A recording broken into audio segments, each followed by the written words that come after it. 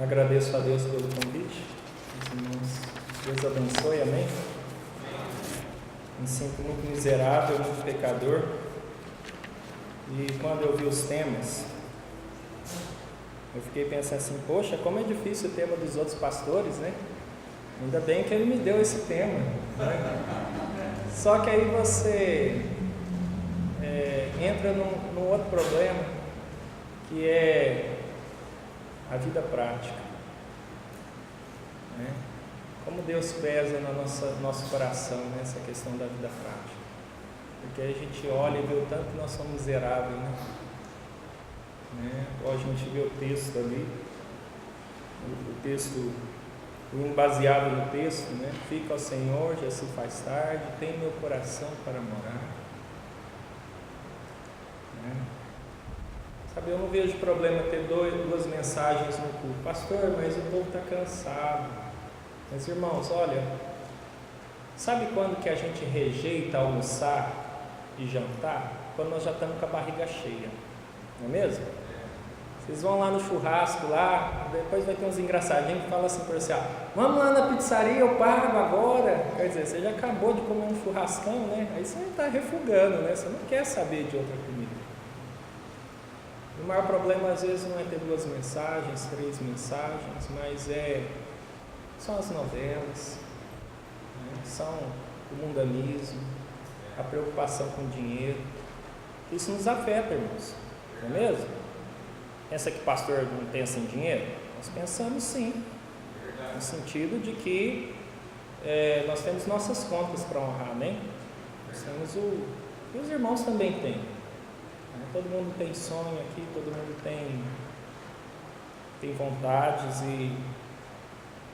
e isso atinge a gente, né, diretamente. Título: A Bíblia na Prática. Não achei outro, a não ser esse, né, que é o tema também. Vamos abrir nossas Bíblias em Mateus 7, de 15 a 29. Mateus 7, de 15 a 29.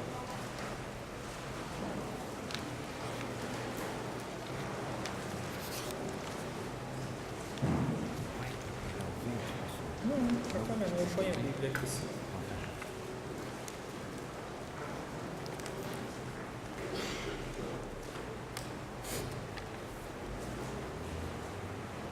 Mateus capítulo 7, versículo 15 a 29, diz o texto: Acautelai-vos, porém, dos falsos profetas, que vêm até vós vestidos como ovelhas, mas interiormente são lobos devoradores. Por seus frutos conhecereis. Porventura colhem-se uvas de espinheiros ou figos de abrolhos? Assim, toda árvore boa produz bons frutos, e toda árvore má produz frutos maus. Não pode a árvore boa dar maus frutos, nem a árvore má dar frutos bons. Toda árvore que não dá bom fruto, corta e lança no fogo. Portanto, pelos seus frutos o conhecereis. Nem todo aquele que me diz, Senhor, Senhor, entrará no reino dos céus, mas aquele que faz a vontade de meu Pai, que está nos céus. Muitos me dirão naquele dia, Senhor, Senhor, não profetizamos nós em teu nome? Em teu nome não expulsamos demônios? Em teu nome não fizemos muitas maravilhas? Então lhes direi abertamente, nunca vos conheci. Apartai-vos de mim, vós que praticais a iniquidade. Todo aquele, pois, que escuta estas minhas palavras e as pratica, assemelhá-lo-ei ao homem prudente que edificou a sua casa sobre a rocha. E desceu a chuva e correram os rios e assopraram os ventos e combateram aquela casa, e não caiu, porque estava edificada sobre a rocha. Aquele que ouve as minhas palavras e não as cumpre, compará-lo-ei ao homem insensato que edificou a sua casa sobre a areia. Desceu a chuva, correram os rios, assopraram os ventos, combateram aquela casa e caiu, e foi grande a sua queda. E aconteceu que, concluindo Jesus este discurso, a multidão admirou da sua doutrina. Portanto, os ensinava como tendo autoridade e não como os escribas. Oremos. Pai, obrigado, Senhor Deus, nesta manhã, pela leitura da Tua Palavra. Usa este Teu servo neste momento, Pai, para edificar o Teu povo, a igreja. Pai, perdoa os nossos pecados. Ajuda o Teu povo a ter força. Tira deles o cansaço. Tira deles o coração duro, Pai. E que eles possam ter sede do Senhor, Pai. Fome do Senhor, fome da Tua Palavra. E é no nome de Cristo que nós oramos. Amém. Poder sentarmos. Irmãos, nós estamos vivendo épocas de muita informação, né? Se você tem dúvida de alguma coisa na sua vida, você vai lá, entra na internet, clica no Google, o assunto que você quer, e logo ele vai te dar uma lista relacionada àquilo que você quer saber. E aí tanto faz se você está cozinhando, se você quer consertar um carro, se você quer saber sobre a palavra de Deus, não importa o assunto, você vai lá, clica lá e você tem um mundo de informações. A Bíblia, ela está muito barata no seu valor monetário, eu estou querendo dizer no valor acessível. Eu, quando me converti ao Senhor Jesus Cristo, eles me deram um Novo Testamento. Quando eu me converti, aqui deram para os visitantes, amém? Veja, e se você, nesse meu celular aqui eu tenho a Bíblia, baixei de graça, um aplicativo onde eu vou lá e consulto a Bíblia, e muitas vezes você vai em alguns lugares e as pessoas ganham a Bíblia. Não sei quantos aqui conhecem a história de Mary Jones, mas eu vou relatá-la bem rapidinho para você entender o tanto que era difícil ter a palavra de Deus. Mary Jones era uma criança e ela queria ter a Bíblia, isso lá na Inglaterra, e ela, irmãos, ela queria porque queria ter Bíblia. A Bíblia só tinha nas igrejas, era um exemplar para toda a igreja, então ela decidiu fazer isso. Então todo o dinheiro que ela ganhava, ela não gastava, ela guardava lá no cofrinho e foi guardando. Se não me engano, irmãos, foram 7 anos que ela foi guardando dinheiro. E quando ela quis comprar um fascículo da Bíblia, uma Bíblia para ela teve que viajar dias para comprar a Bíblia. E ela chegou naquele local e era muito dinheiro, não era pouco dinheiro. E ela comprou a Bíblia dela, né? E ela voltou para casa tão feliz com a palavra de Deus, porque agora ela podia ler a palavra de Deus, amém? Então, hoje quando eu vejo as pessoas ganhando a Bíblia, as pessoas tendo acesso à palavra de Deus, né, eu fico alegre. Mas, de certa forma, às vezes as pessoas não dão o devido valor à palavra de Deus. Hoje, os lugares onde se fala de Deus eclodem, né, estão eclodindo.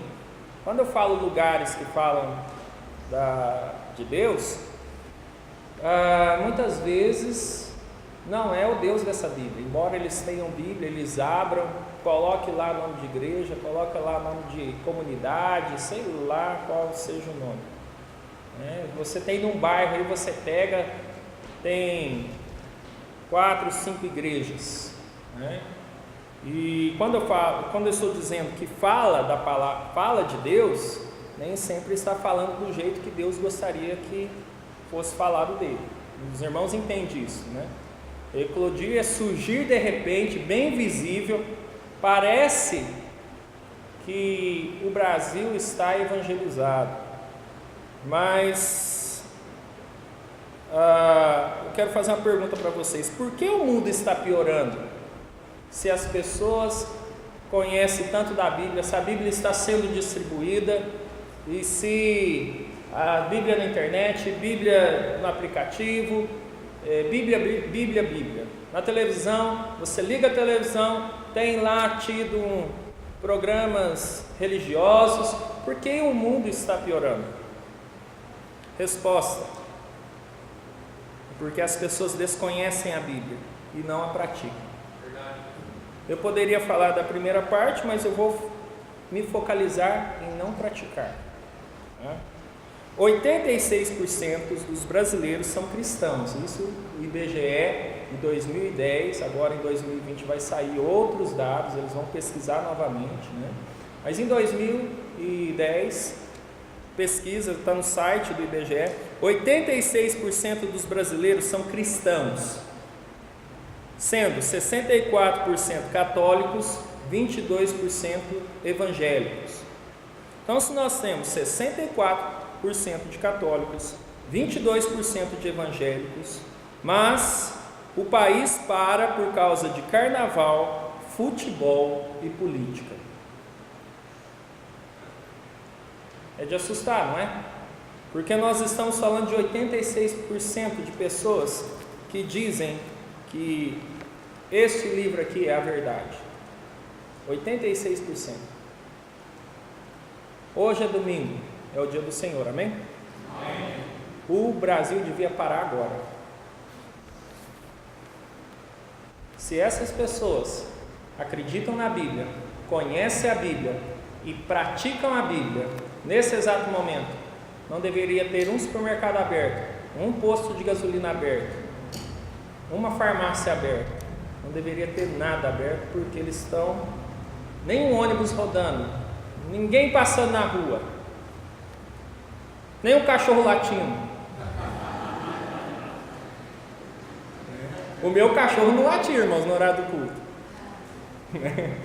É ensinado, né? Era ensinado, tadinho, faleceu. Aí me perguntaram assim: pastor, o senhor orou pelo seu cachorro brincando, né? Você falou para mim brincando. O senhor orou pelo seu cachorro? Orei, irmão, orei. Aí ele fez uma cara assustada. Orei agradecendo. Deus deu, Deus tirou, louvado seja o nome do Senhor, amém?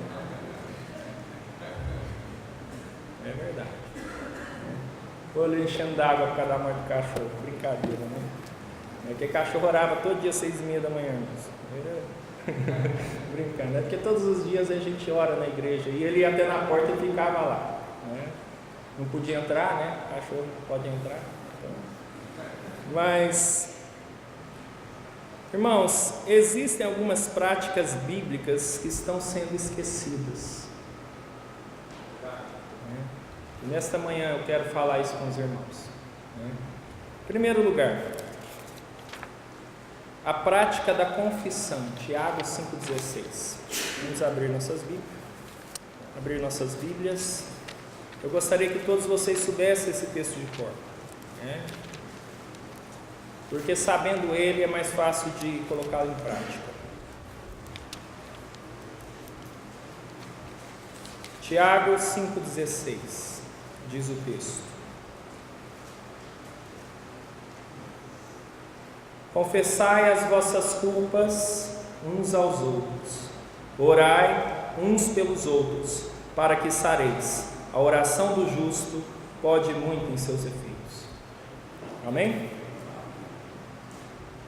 Irmãos, nós não estamos vendo crentes confessando mais seus pecados. Será que o povo de Deus não está pecando mais? Será que o povo não está transgredindo a lei de Deus? O texto é muito claro: confessai vossas culpas uns. Quando eu era membro dessa igreja, jovem ainda, alguns pastores que pregaram aqui também eram jovens, nós tínhamos prática de confessar os nossos pecados uns aos outros. E nós cobrávamos uns dos outros. E aí, você está firme lá no seu pecado? Ah, eu estou firme. Eu estou 1 mês, 2 meses, 5 meses. Né? Poxa, que bênção. Então eles oravam por mim. E eu orava por eles. Eles conheciam as minhas fraquezas. Mas, irmãos, as pessoas estão achando que isso é humilhação, você confessar os seus pecados. Né? Ai, o que os outros vão pensar de mim? Irmãos, isso é a menor de todas as coisas, entende? Eu lembro com saudade, mas eu não gostaria de voltar ao tempo, porque eu olho para frente, amém? Aquele tempo no passado aqui na igreja que nós tivemos cultos em que pessoas confessavam seus pecados uns aos outros, chegavam, abraçavam: ô irmão, eu estava com raiva de você, falei mal de ti e tudo mais, me perdoa. E a igreja chorava e ficava até 2 horas da manhã aqui, na segunda-feira ia trabalhar. Mas sabe o que acontecia, irmãos? As pessoas deixavam Deus agir nas suas vidas, amém? Deixavam Deus fazer a obra. Sabe, nós sempre queremos uma igreja abençoada, mas nós temos que lembrar que a igreja sou eu, é você e eu, amém? Eu tenho que mudar na minha vida, eu tenho que colocar isso em prática, né? Irmãos, confessar não é ser humilhado, confessar faz bem. Provérbios 28, 13. Provérbios 28, 13. O texto já está lá atrás já? Então pode ler alguém lá para mim, porque eu tenho muito texto.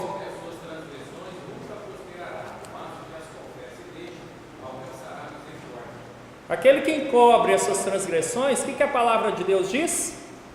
Nunca. Quando, irmãos? Nunca prosperará. Irmãos, nós somos pecadores, nós pecamos, não confessamos, Deus não nos abençoa. Aí Deus abençoa o pastor Misael porque ele confessa e deixa. Aí eu que não confessei, fico com inveja dele e peco mais ainda. Entende o tanto que essa prática que está esquecida nas igrejas tem atrapalhado o povo de Deus? Irmãos, nós precisamos confessar os nossos pecados e abandoná-los, amém? Amém. Colocar lá no mar do esquecimento, pedir: Deus, tem misericórdia de mim, sabe, chegar com o coração quebrantado, contrito, entrar aqui na casa de Deus diferente e sair mais diferente ainda, porque a palavra de Deus foi pregada. Um dia você será desmascarado. Eclesiastes 12, 13, 14. Aproveitar que ele vai abrir o texto ali, alguém fica em pé e leia para mim. Eclesiastes 12, 13 e 14.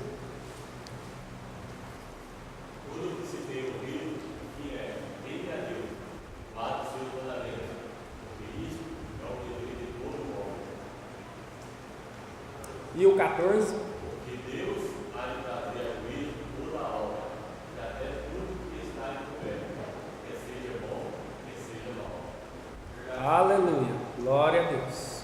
Amém. Assim Deus disse, assim será feito. Amém? Irmãos, nós não podemos esquecer disso. O que nós precisamos fazer? Imediatamente confesse, amém? Para que Deus te dê a misericórdia, para que os pecados sejam curados e a igreja de Deus triunfe, cresça. Irmãos, nós estamos vivendo épocas de coração duro, mas nós não podemos ser assim. Nós temos que falar com Deus: Deus, por favor, tenha misericórdia de mim. E, irmãos, mesmo que você não concorde, mesmo que você, sabe, quando criança está assim, sapateando ainda, você está naquele estágio no seu coração, sabe, aquele coração: mas eu não queria. Mas, irmãos, é a vontade de Deus, amém? Amém. Eu vi, não somente nessa igreja, mas em outras igrejas que eu passei, quando a pessoa confessa o pecado, irmãos, como a pessoa é abençoada, né? Como a pessoa é abençoada. E nós não estamos mais vendo, eu não estou vendo mais pessoas confessando: pastor, olha, essa semana, uma vez, nesse tempo meu de faculdade, eu contei uma coisa lá na igreja, eu vi que muitos irmãos ficou chateados meio com o pastor, porque aconteceu, e aconteceu mesmo. Eu estava na sala fazendo a prova lá na faculdade, e aí o pessoal começou a colar, e aí eles viraram e falaram assim: ô Glauco, passa tal, não sei o que. Aí eu fiquei assim, sabe quando você não quer falar e não fala, e eu só falei assim: ó, eu não sei, mas era o certo que eu devia ter falado olha, eu não colo, Deus não gosta disso, e tal, e você me larga em paz aqui e você vai para o seu canto. E eu não falei isso, simplesmente eu não passei nada e também fiquei aquele assim, sabe, em cima do muro, irmãos. Aí o professor voltou, e ele voltou, ele catou um celularzinho dele assim, ó, vamos ver quem está colando agora. Aí colocou lá a gravação. Irmãos, adivinha quem que ele falou que estava colando? Adivinha? Até eu sei, pastor Glauco. Aquilo ali, irmãos, queimou meu coração. Queimou mesmo.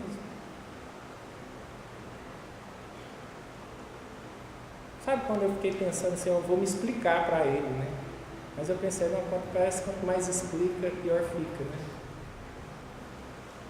Nós crentes, irmãos, quando nós lá fora, nós não falamos quem nós somos, acontece isso. Você não se define logo de qual lado do mundo você está. Amém. E aí aquilo ali queimou meu coração, irmãos. Eu cheguei na faculdade e falei assim, ó, na igreja, e falei assim, irmãos, eu quero pedir perdão para vocês. Aconteceu assim, assim, assim, assado. O professor virou e falou assim, até eu sei, pastor Glauco. E ele não era acostumado a me chamar de pastor não, mas naquele dia ele me fez questão de me chamar de pastor. E uns ficaram meio surpresos, assim, meio... Eu falei, não, irmãos, eu estou pedindo perdão, porque eu já pedi perdão para Deus, mas eu queria pedir perdão para a minha igreja. Porque eu não defini logo quem que era. Eu devia ter falado, ó, eu não colo, você para, eu sou crente em Cristo Jesus, você me larga quieto no meu canto. Entende, irmãos? O que é você ser crente? Aí eu te pergunto, alguma vez, depois disso, alguém me perguntou alguma outra coisa? Perguntou, e o que eu falei? Olha, eu não colo, eu sou crente, deixa em paz. Que aquele dia lá aconteceu assim e vocês viram o que resultou, né? E foi chamada a minha atenção e não a de vocês. Então me deixem em paz. Se vocês não vão estudar, então vocês arquem com as consequências de vocês. Entende? Irmãos,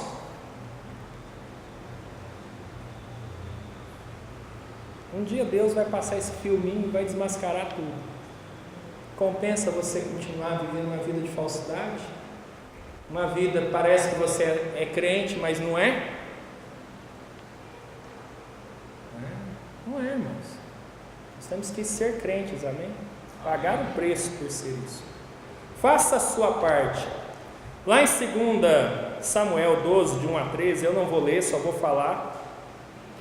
Natan chegou até Davi e ele repreendeu Davi porque ele estava em pecado. Sabe, irmãos, ele era o rei. Ele poderia ter falado assim, ó, prende esse homem, prende esse profeta, o que ele está falando, o que ele está pensando que ele é, prende esse homem aí e leva ele preso.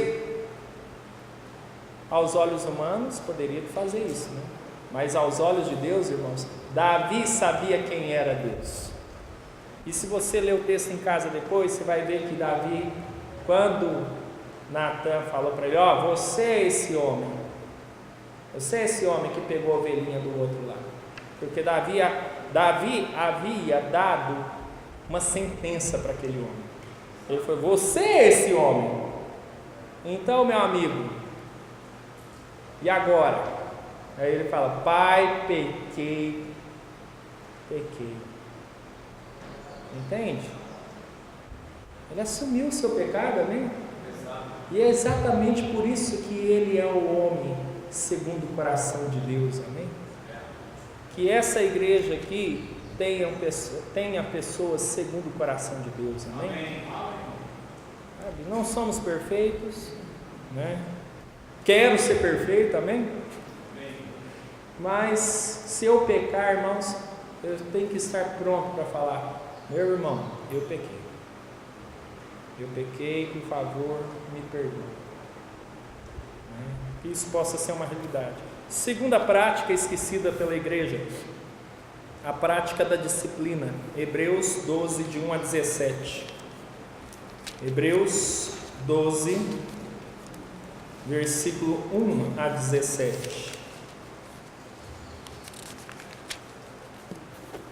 Portanto, nós também, pois estamos rodeados de uma tão grande nuvem de testemunhas, deixemos todo o embaraço e o pecado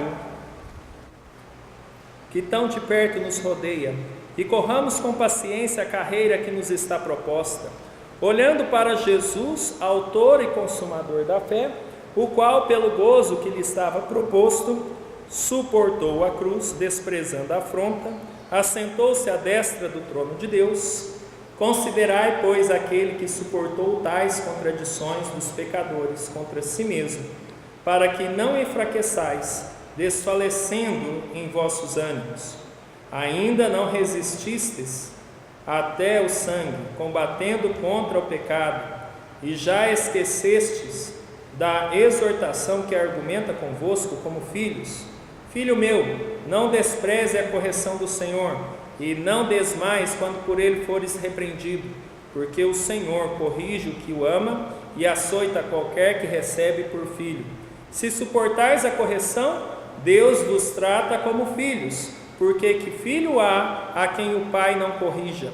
Mas se estais sem disciplina, da qual todos são feitos participantes, sois então bastardo e não filhos. Além do que, tivemos os nossos pais, segundo a carne, para nos corrigirem, e nós o reverenciamos. Não nos sujeitaremos muito mais ao Pai dos Espíritos para vivermos? Porque aqueles, na verdade, por um pouco de tempo, nos corrigiam, como bem lhe parecia, mas este para o nosso proveito, para sermos participantes da sua santidade. E, na verdade, toda a correção ao presente não parece ser de gozo, senão de tristeza, mas depois produz um fruto pacífico de justiça, nos exercitados por ela. Portanto, tornai a levantar as mãos cansadas, os joelhos desconjuntados, fazei veredas direitas para os vossos pés, para o que manqueja não se desvie inteiramente e seja sarado. Segui a paz com todos e a santificação, sem a qual ninguém verá o Senhor, tendo cuidado de que ninguém se prive da graça de Deus e de que nenhuma raiz de amargura brotando vos perturbe e por ela muitos se contaminem, e ninguém seja fornicador ou profano como Esaú, que por uma refeição vendeu o seu direito de primogenitura, porque bem sabeis que, querendo ele ainda depois herdar a bênção, foi rejeitado, porque não achou lugar de arrependimento, ainda que com lágrimas o buscou. Irmãos, a disciplina é a reconstrução do caráter do crente, amém? Disciplina não é destruição de ninguém. E sempre quando se fala de disciplina, o texto bíblico já diz, não é de gozo. Vai disciplinar? Vai chorar. Vai disciplinar?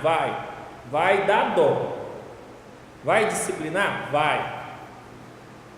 Você preferia, os pais aqui de presente, né? Você preferia você estar no lugar, apanhando no lugar do seu filho. Mas a disciplina, no caso, é para aquele que pecou e não é para o pai. Não é para a mãe. A disciplina é dele. E Deus, irmãos, também disciplina os crentes em Cristo Jesus. Amém? Também disciplina os crentes. Nós temos que entender como que funciona isso, irmãos. A prática da disciplina, as pessoas estão querendo viver de uma forma como se Deus não existisse. Na minha igreja, eu não tenho muitos membros da minha igreja não são partes da minha amizade no Facebook, sabe por quê? Adivinha? Quem escreve algo no Facebook, escreve algo para o mundo inteiro. Aí se você escreve algo que é pecado, eu como seu pastor tenho que fazer o quê? Disciplinar. Te mostrar que aquilo ali é errado.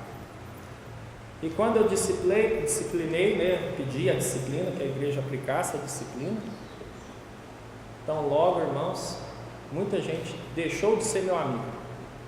Aí eu pensei comigo, eles não estão deixando de ser meu amigo, estão deixando de ser amigo de Deus, porque aquilo ali é pecado. E você pula todas aquelas etapas de Mateus que fala, vai lá, conversa com ele só, leva 2 testemunhas, depois leva perante a igreja. Não, você já levou perante todo mundo. Não dá para fazer de conta que não viu. Entende? E a disciplina, irmãos, é nada mais, nada menos que falando, ó, Deus não aprova, você vai se dar mal, volte, se arrependa e Deus vai te perdoar seus pecados. A pessoa não quer isso. A pessoa quer continuar na prática do pecado. A pessoa quer continuar errado. Irmãos, e o salário do pecado é a oportunidade. A disciplina é uma oportunidade para as pessoas repensarem as suas atitudes. Entende?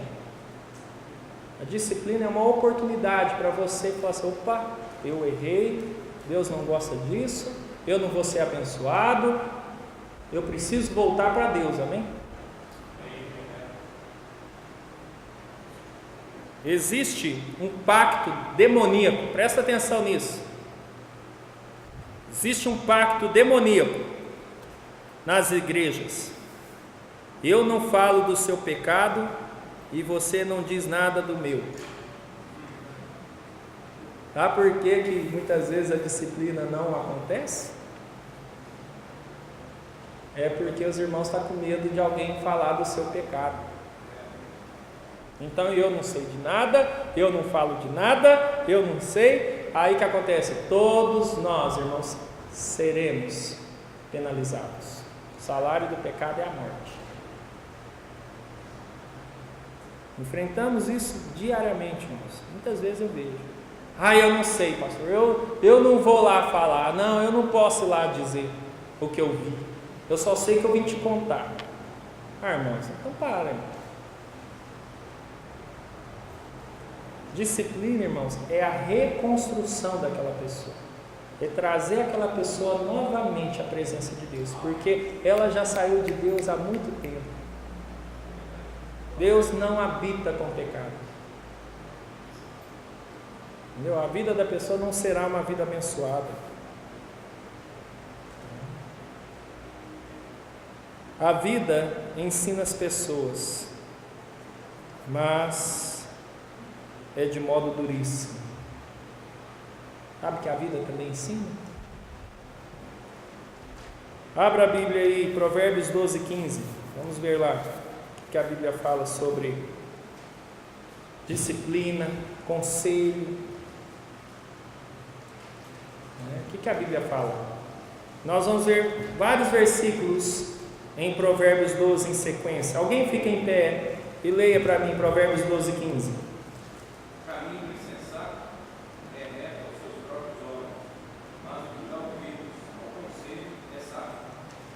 Irmãos, não te estribes no seu próprio conhecimento.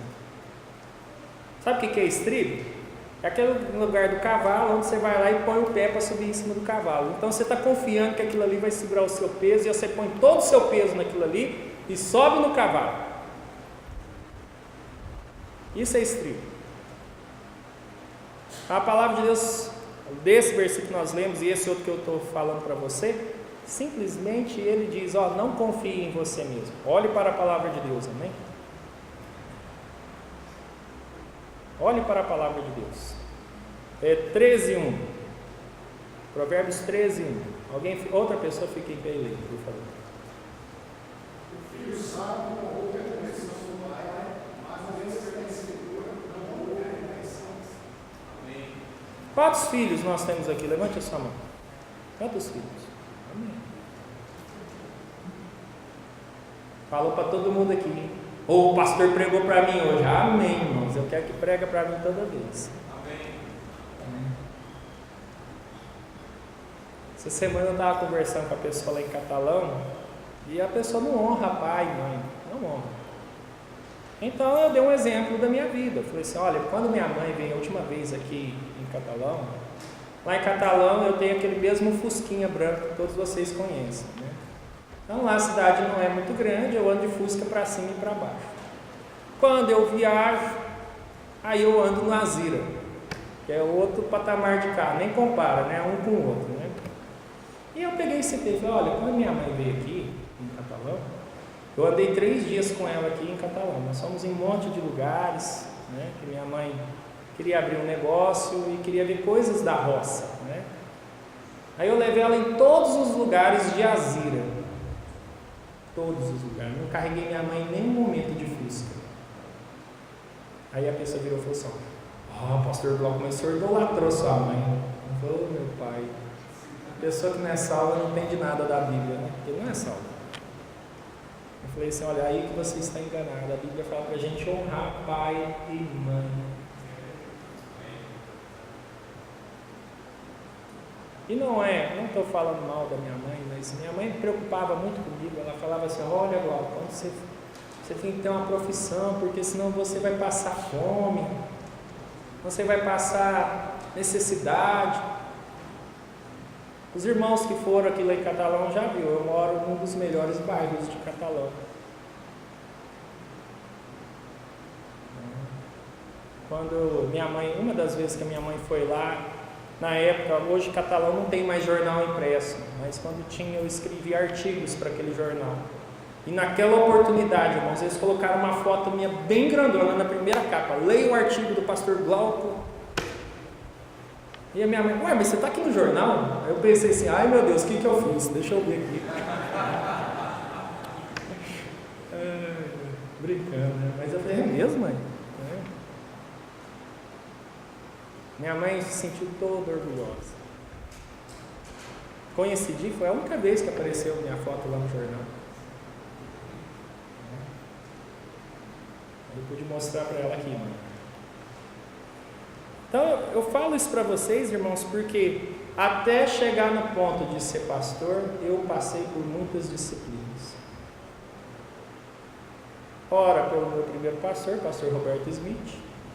Eu lembro isso até hoje. Doeu dentro de mim uma vez que ele falou assim, Glauco, quando você anda com fulano, você não presta.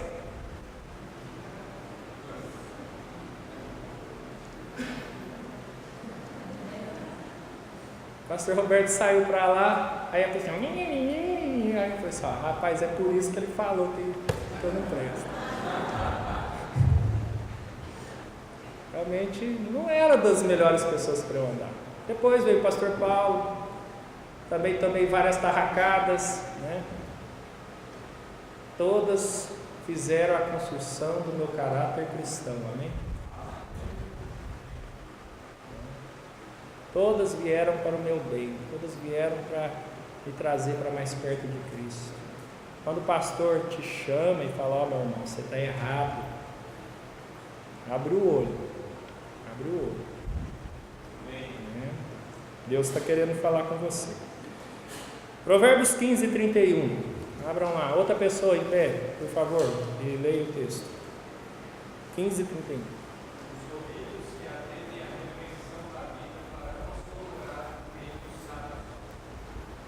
Esticar o ouvido para onde? Repreensão, disciplina. Vai fazer morada nos sábios. Olha, irmãos, eu acordei hoje cedo, 7 horas da manhã, fui orar, fui ler minha Bíblia. Na chácara de baixo, irmãos, tinha um pessoalzinho lá, tadinho deles. Eles acham que estão com liberdade, mas eles estão com a vida destruída. Domingo, 7 horas da manhã, umas musiquinhas terríveis. Terríveis. Mas se eu não tivesse Cristo, se eu não tivesse dado ouvido à palavra de Deus, eu estava lá no meio deles. Provérbios 19, 20. Outra pessoa leia. Ouve o conselho e recebe a correção, para que no fim seja sábio. Ouve o conselho, amém? Ouve a repreensão. Provérbios 22, 17.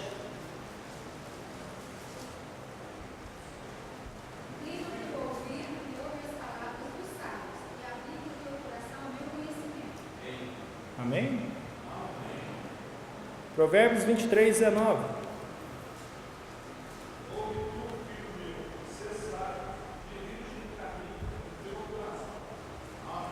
Irmãos, precisamos voltar à prática da disciplina.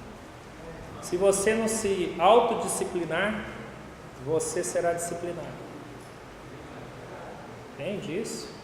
Se nós julgássemos a nós mesmos, não é mesmo?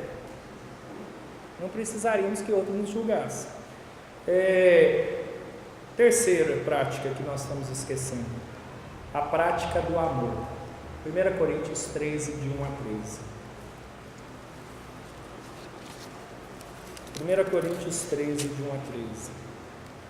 Ainda que eu falasse a língua dos homens e dos anjos e não tivesse amor, seria como metal que soa ou como sino que tine. Ainda que tivesse o dom da profecia e que conhecesse todos os mistérios, todo o conhecimento, e ainda que tivesse toda a fé, de maneira tal que transportasse os montes e não tivesse amor, nada seria.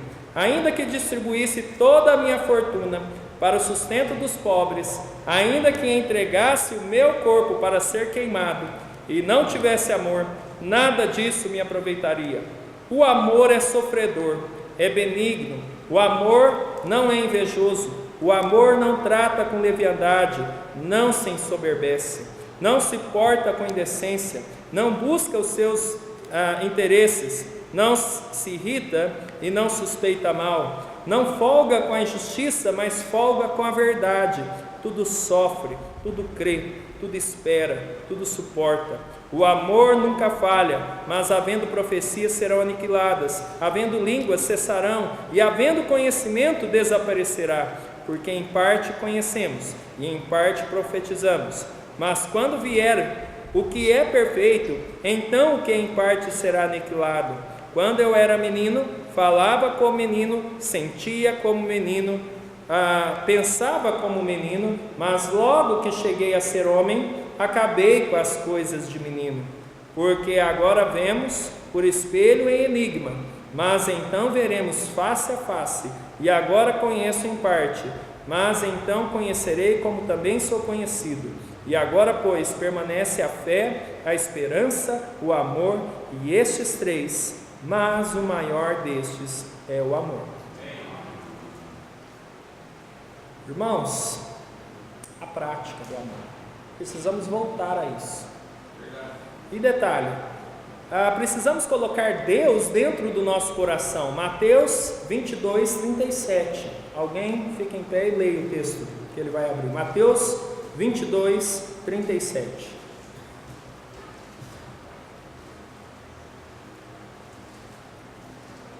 Jesus disse: amarás o Senhor teu Deus de todo o teu coração, de toda a tua alma, de todo o teu pensamento.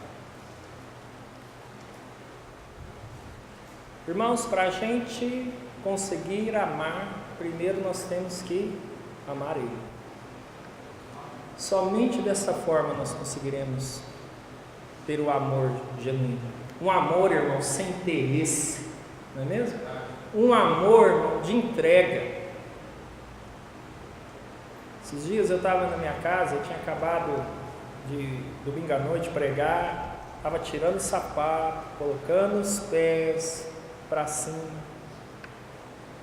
sensação de dever cumprido. O telefone toca. Aliás, toca não. WhatsApp. Oi, tudo bom? Bom. Olha, deixa eu te falar uma coisa. Você tem R$10 aí para eu comprar um Hermitex? Fome dói.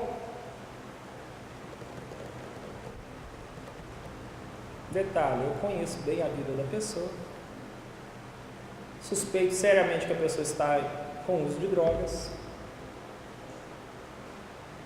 Pessoa inteligente, fala inglês perfeito, fazendo faculdade de engenharia de Minas, uma situação dessa. Aí eu orei na hora, falei: Deus, e agora, hein?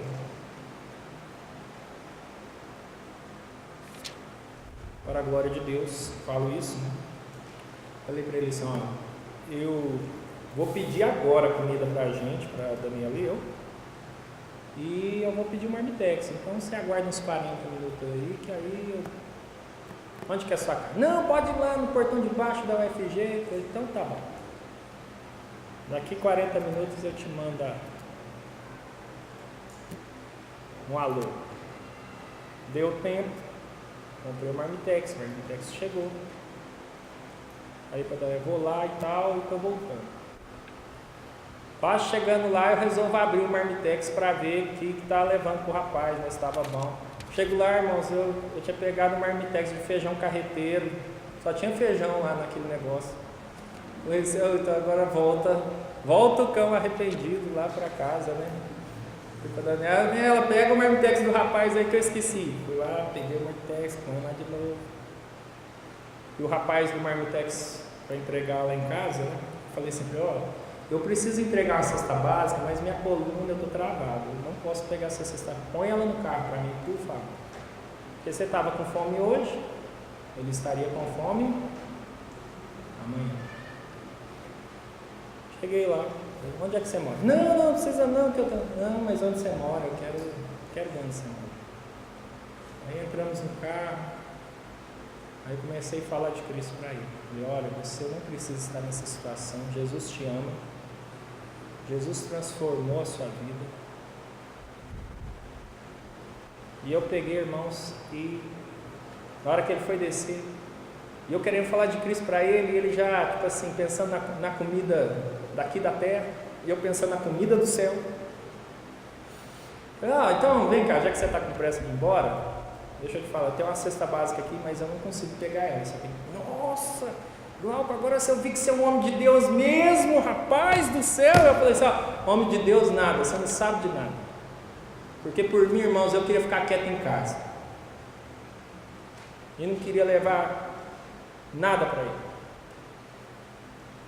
A pessoa que já tinha me dado 3 bolos, já estou cansado de comer bolo. 3 vezes fui buscar ele para ir na igreja, 3 vezes ele me largou lá plantado, que nem um bolo.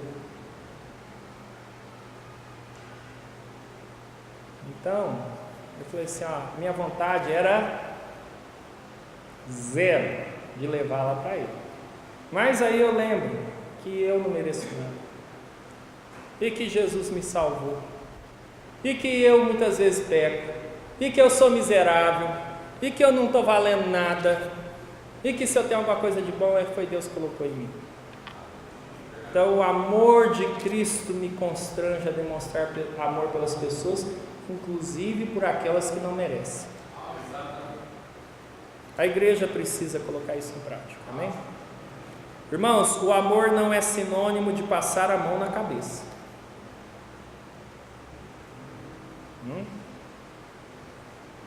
Você vê lá, nossa, olha que bonitinho, lá está xingando. Não, irmão, está errado, é pecado, tem que ser corrigido. Está errado e precisa ser corrigido. Os irmãos que foram lá em casa, todos vão lá e falam assim, pastor do céu, mas seus cachorros são obedientes, hein? Irmãos, estou falando de cachorro, hein? Cachorro. Mas seu cachorro é obediente. Irmãos, eu aplico neles o ensinamento bíblico. Simples assim.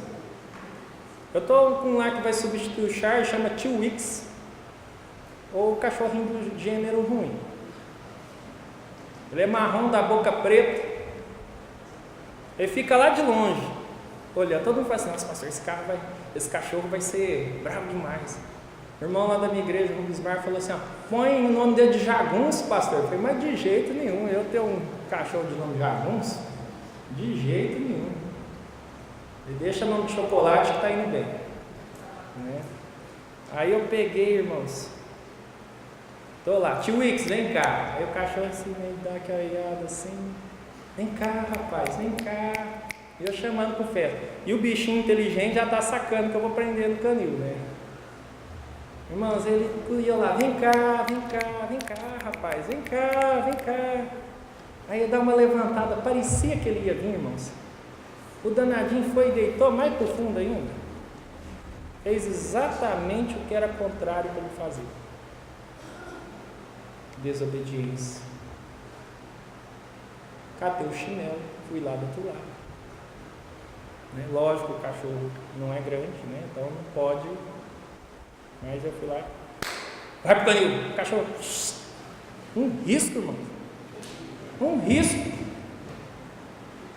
Entendeu, irmãos? Disciplina gera o quê? Obediência. E eu falo para os irmãos, quando vocês forem lá em Catalão, vocês prestem atenção nos meus cachorros, para você ver como é que eles são obedientes. Disciplina. Simples assim. Irmãos, devemos amar o nosso próximo, e isso é sinônimo da presença de Deus na sua vida. 1 João 4, de 7 a 21. Eu não vou ler o texto devido à hora, mas o texto fala resumidamente assim: como que nós amamos a Deus e não amamos o nosso próximo? Se você não ama o irmão do qual você está vendo, como que você vai amar Deus do qual você não vê? Meus amados, isso é uma luz de alerta, sabe? Aquela luz amarela que pisca assim. Eu não quero duvidar da sua salvação, mas eu quero te falar uma coisa. Pega esse texto aqui e coloca em prática. Amém. Você está com ódio mortal de alguém? Você deve, de duas uma, ou aceitar Cristo, ou pedir perdão a Deus e pedir transformação. Irmãos, e nesse ponto aqui, é aqui que o caldo engrossa. Já ouviu falar isso? Essa expressão? É aqui que o caldo engrossa? Esse texto nós vamos ler, Mateus 5, 43 a 44. Alguém aí que ainda não leu, por favor, fique em pé e leia bem alto esse texto. São 2 versículos. Mateus 5, 43 a 44. Amarás o próximo e odiarás o teu inimigo. Eu, porém, vos digo: amai vossos inimigos, bendizei os que vos maldizem, fazei bem aos que vos odeiam, orai pelos que vos maltratam e vos perseguem, para que sejais filhos de vosso Pai que está nos céus. Ama o teu inimigo. Irmãos, amar amigo é bom. Ele te dá presente. Oh, que bênção. Esse irmão é uma bênção. Não é? Agora, sem amar quem te odeia, aí a coisa aperta. Parece que Jesus pulou o corguinho, né? Já ouviu essa expressão? Pular o corguinho? É você passar para o outro lado que não é seu. Mas não, irmãos, ele não pulou o corguinho, não. Porque nós éramos inimigos de Deus antes de Cristo morrer na cruz por nós, entende? Nós éramos inimigos de Deus, nós éramos pecadores, fazia tudo que Deus odiava.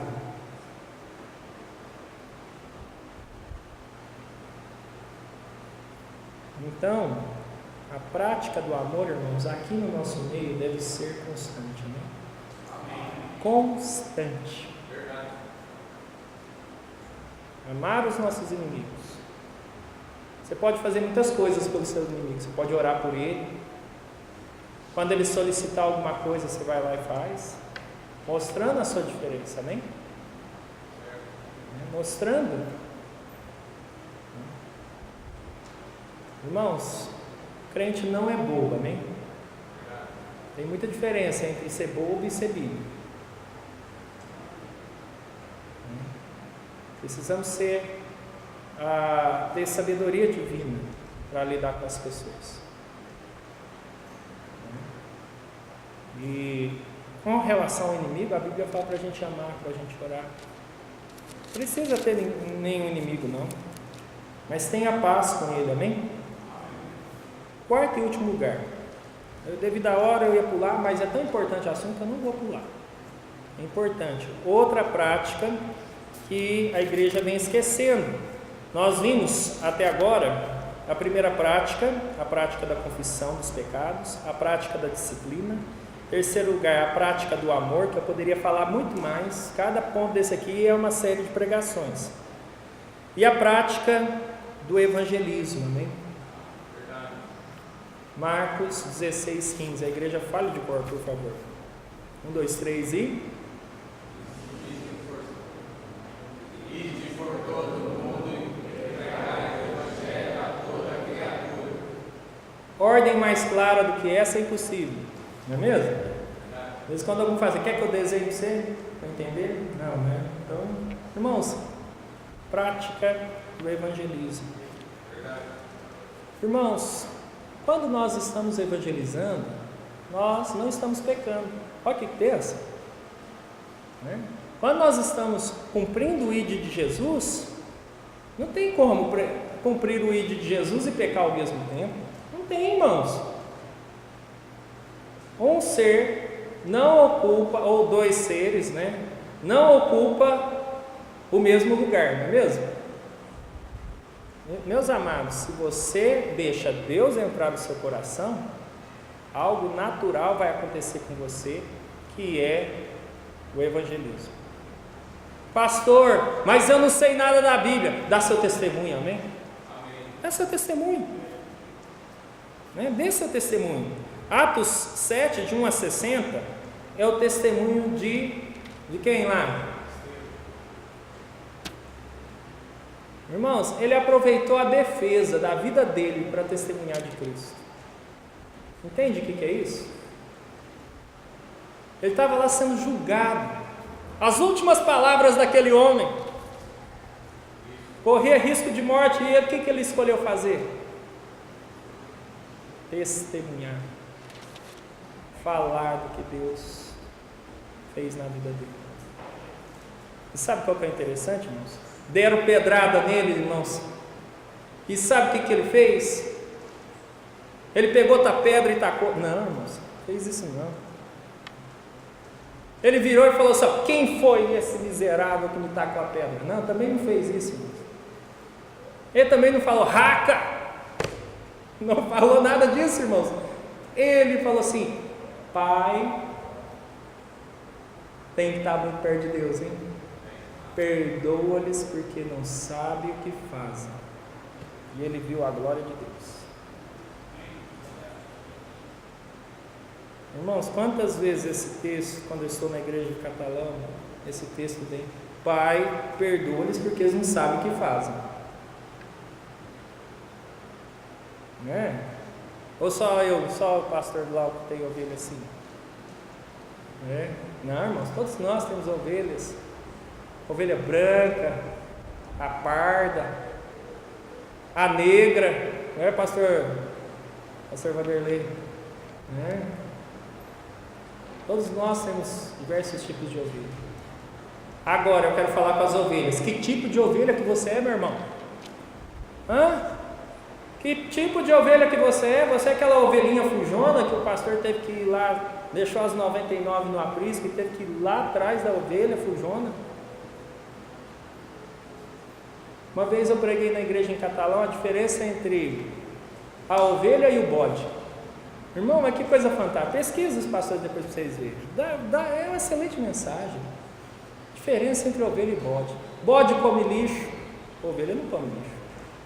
Bode morde o pastor que está cuidando dela, dá cabeçada. Você fica esperto com o bode, viu?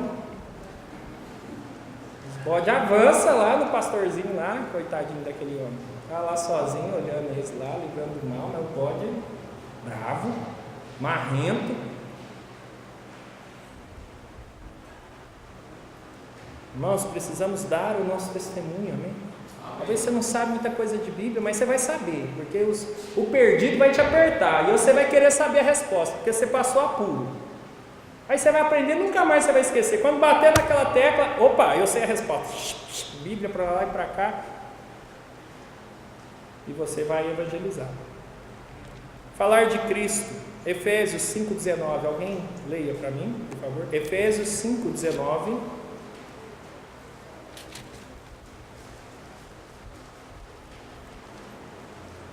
Pode ler.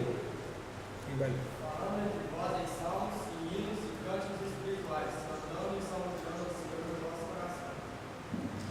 Falar entre vós de Cristo, amém? Vai cantar? Você não vai cantar lá o Rio de Piracicaba, né? Foi lá que eu batizei. Tá bom, viu que é desse jeito. Nada disso, irmãos. Você não batizou no Rio de Piracicaba, não. Você batizou foi aqui. Eu também, né? Graças a Deus. Irmãos, nós temos que cantar os hinos que agrade a Deus, amém? Falar do que Cristo agrada. Irmãos, precisamos viver diferente do mundo. Romanos 12, 1 e 2 fala: rogo-vos, pois, irmãos, pela compaixão de Deus, que apresenteis os vossos corpos, sacrifício vivo, santo e agradável a Deus, que é o vosso culto racional. E não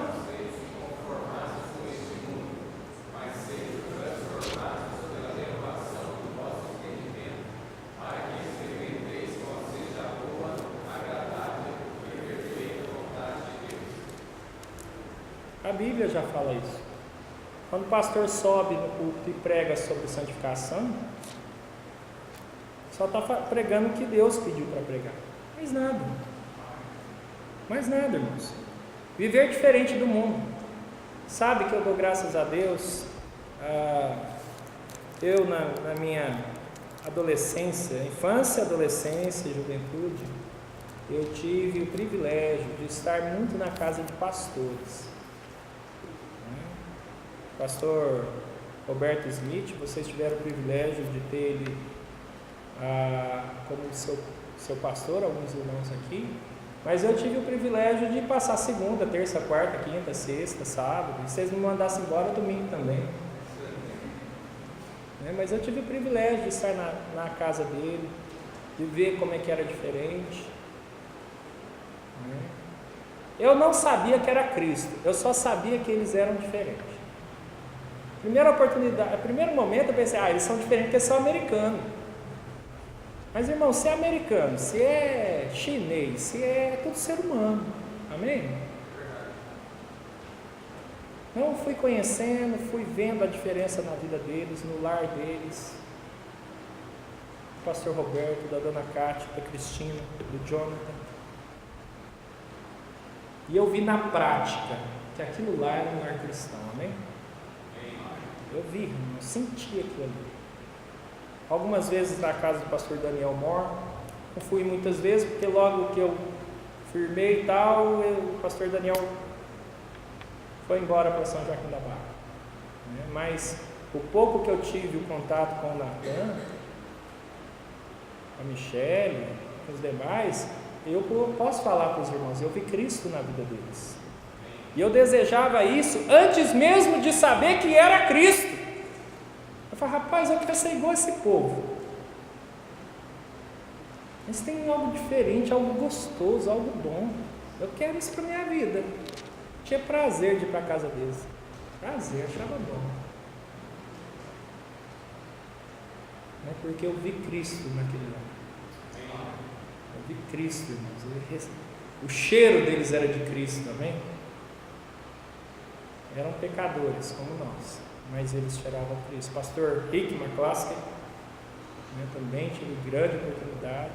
Até quando eu me converti, era o pastor Rick que era pastor dessa igreja, substituindo o pastor Roberto, que foi para os Estados Unidos. Mas eu lembro que quando o pastor Roberto chegou lá, eu buscava ele lá em São Paulo, e aí eu vi a caminhonete dele lá parada em frente da casa deles, que era na mesma rua que a minha. E aí eu fui lá abraçar eles, e eles falaram assim, é verdade que você aceitou Cristo? É verdade, graças a Deus eu aceitei Cristo. Ele falou, aleluia, que Deus. Entende? Irmãos, foi diferente, é vida prática, não é uma vida de blá blá blá. Não é uma vida de blá blá blá. Depois, mais tarde, a vida do pastor Paulo, foi meu pastor por mais 10 anos. Pude ver Cristo na vida dele, da Sueli, dos meninos, do Paulo, da Priscila, na época Paulinho, Priscila. Irmãos, todo relacionamento gera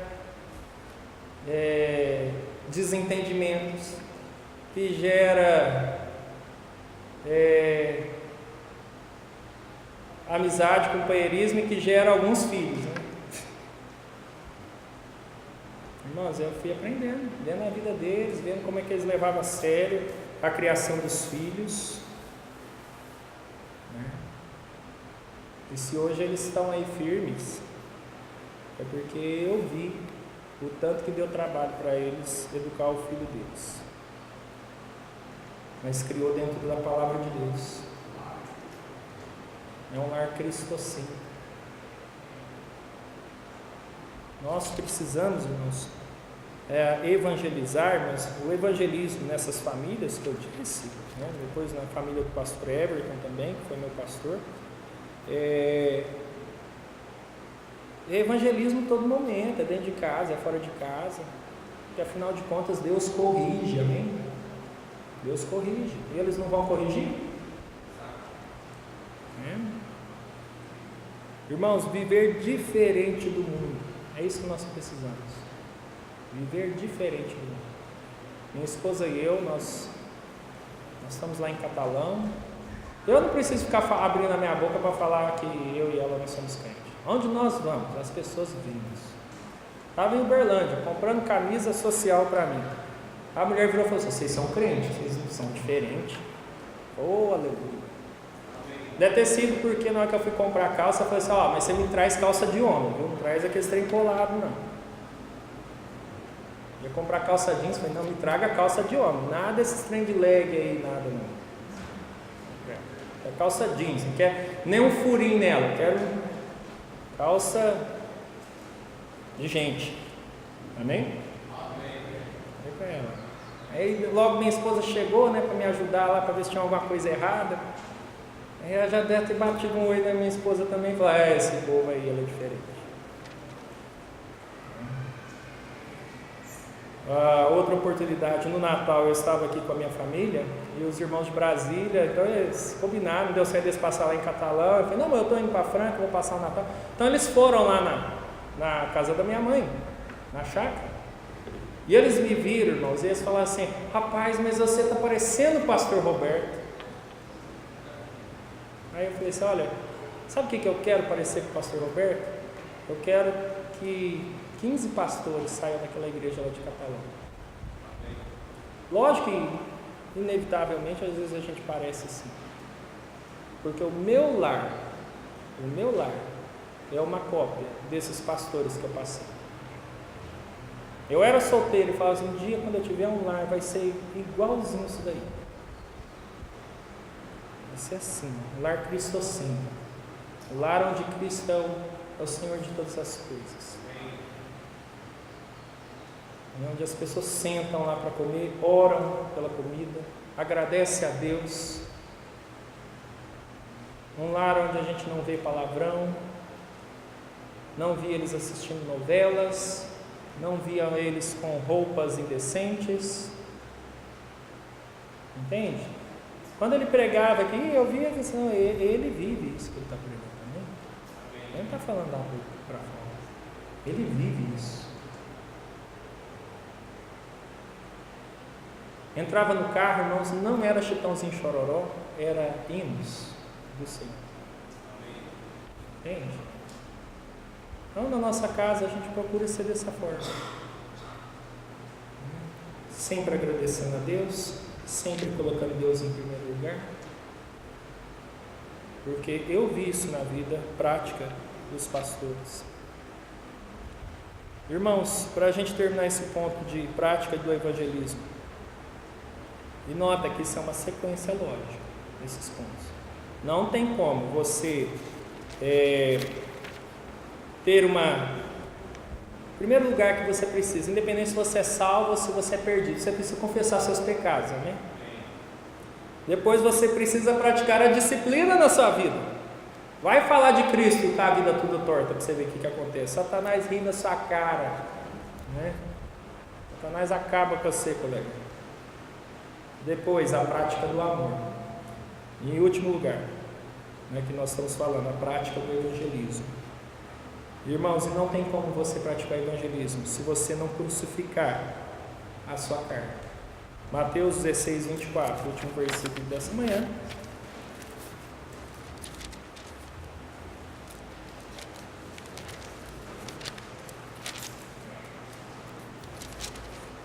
Assim diz o texto: Então disse Jesus a seus discípulos. Coloque como se fosse Jesus falando aqui agora, tá? Jesus ainda repete essas palavras hoje. Se alguém quiser vir após mim, renuncie-se a si mesmo, tome a sua cruz e siga. Sabe, irmãos, o processo de crucificação foi o último.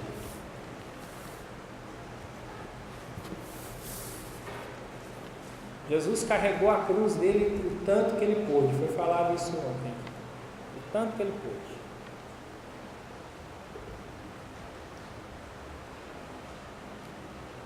A vida cristã sem sacrifícios é uma vida vazia. Os irmãos estão sentados aí. Não, eu garanto para você que a sua carne está falando assim: vamos levantar, vamos no banheiro, vamos isso, vamos aquilo. Irmãos, aguenta firme. É para o seu bem. Eu vou para a faculdade 8 horas da manhã, saio 11h40.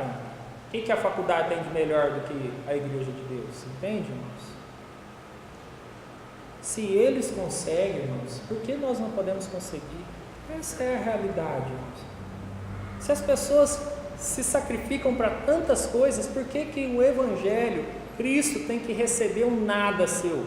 Algo que não te custe, algo que não demande de você um suor, sabe? Um desconforto. Entende, irmãos? Irmãos, carregar a nossa cruz vai te custar algo. Me custa algo. Entende? E que esse algo, irmãos, olha, seja revertido para a honra e a glória do Senhor Jesus. Amém. Pastor Marcos está aí, né? Nasceu pobre, pretinho, com problema no rim, há controvérsias, feio, há controvérsia, viu, Tamara? Tamara acha ele bonito, mas é só ela que precisa achar ele bonito, né? Então, brincando, né? Mas nasceu do jeito que nasceu. Irmãos, ele tinha as desculpas para não servir a Cristo, entende? Ele podia falar assim: agora eu estou doente, fazer 3 vezes hemodiálise. Irmão, se eu quiser, se você quiser, você tem desculpa para não servir a Cristo. Mas você vai pegar suas desculpas, vai botar no saco, vai colocar lá do lado de fora da sua casa para o lixeiro levar embora. E você vai servir a Cristo. Não do seu jeito, mas do jeito de Deus. Amém? Minha esposa e eu, nós fomos em Caldas Novas no ano passado, 7 anos morando em Catalão, primeira vez que nós fomos. Escolhi uma data lá que quase não tinha ninguém lá no lugar por ali. Aí nós fomos nadar. Como é que nós nadamos? Pelado? De jeito nenhum. Deus estava lá, Deus ia ver. Nadei de roupa. Todo mundo me olhando, parecendo que era um ET. Minha esposa virou e falou assim pra gente: nossa, vocês estão olhando porque eu estou nadando de óculos. Eu falei: não é porque você está nadando de óculos, você está nadando de roupa mesmo. Mas aí a criancinha falou assim: por que vocês estão nadando de roupa? Eu falei assim pra gente: não nadar pelado. Uai, vó, só está nadando pelado? Não, cara, nadando pelado. Vai numa praia, irmão, é difícil não ter alguém mal vestido, não é? Então, em vez de olhar para os pelados, eu olho para a paisagem que Deus fez. Vamos tentar o lugar mais isoladinho possível e vamos servir a Deus. Mas eu não quero desagradar a Deus. Não quero desagradar a Deus. Ontem eu nadei na casa da minha mãe, estava calor. Como é que o pastor Glauco nadou? De roupa, muito bem. E meus parentes já cansaram de perguntar por que eu nado de roupa. Eu acho que eles não perguntam mais, porque dessa vez e as outras vezes não perguntaram. Mas de vez em quando tem um estrangeiro lá que pergunta: mas você nada de roupa? E você nada pelado? Entende, irmãos? É ser diferente. Irmãos, eu posso evangelizar com as minhas roupas. Por isso que eu estou falando. Eu posso evangelizar com o tipo da linguagem que eu falo. Eu posso evangelizar com as minhas piadas, embora elas são muito ruins. É verdade, irmão. Duas que eu contar para você, você já vai pescar que ganha mais. Pode não pescar nada que você já ganhou. Mas, irmãos, olha, evangelizarmos. E os que não acreditam da mesma forma, lamento, Deus vai cobrar deles. É Deus, não sou eu. Então, irmãos, 4 práticas que a igreja, a Bíblia na prática, tem mais, viu? Isso aqui dá uma série de conferências um mês inteiro. Mas espero que tenha sido uma bênção para você. Pastor Paulo pode chegar.